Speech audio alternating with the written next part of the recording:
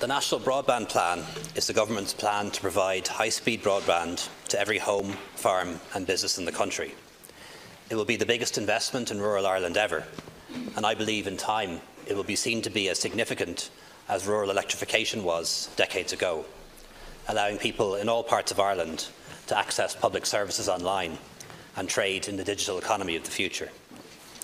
Since this government of Fine Gael and independence came to office just over 2 years ago, the number of homes, farms and businesses connected to broadband has increased from 52% to over 75%. And my aim is to get it to 100%.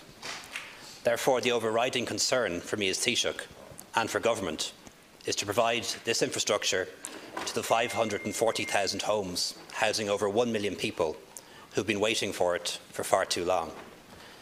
This is my only interest when it comes to this matter. In the interest of full disclosure, I want to put on the record of the Dáil that I met Mr David McCourt on one occasion last March in the United States at a public event with the media present when I presented him with the St Patrick's Science Medal. This was reported in the media at the time. We did not discuss the National Broadband Programme. Yesterday evening, I sought a meeting with former Minister Naughton, at which I asked him to outline to me his interactions with Mr David McCourt. I was satisfied with the explanations he gave. He subsequently contacted me by telephone shortly before midnight last night to inform me that he just remembered that he had a private dinner with Mr McCourt in Mr McCourt's home in 2017. This was organised by Minister of State Pat Breen, who was also present. Deputy Naughton suggested that in order to protect the NBP project, that he be reshuffled to another ministry, or that responsibility for broadband be assigned to another minister. I said that I would reflect on that overnight and meet him in the morning. I met with Deputy Naughton again this morning, and during the meeting he informed me that he had at least 3 other private dinners with Mr McCourt. There were no officials present and there are no minutes.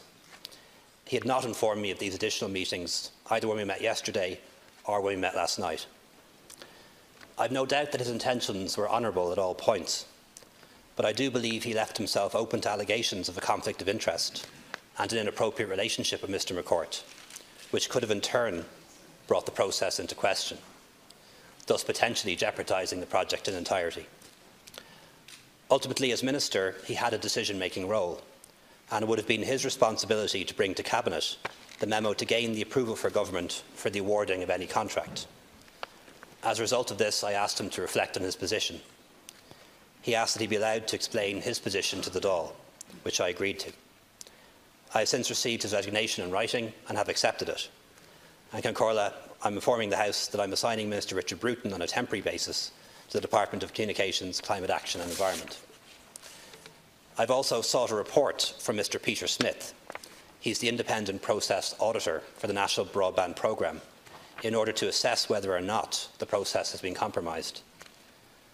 I deeply regret that these events have happened, but I believe in resigning Dennis has acted in the public interest, and I'm determined to see the National Broadband Plan through to completion.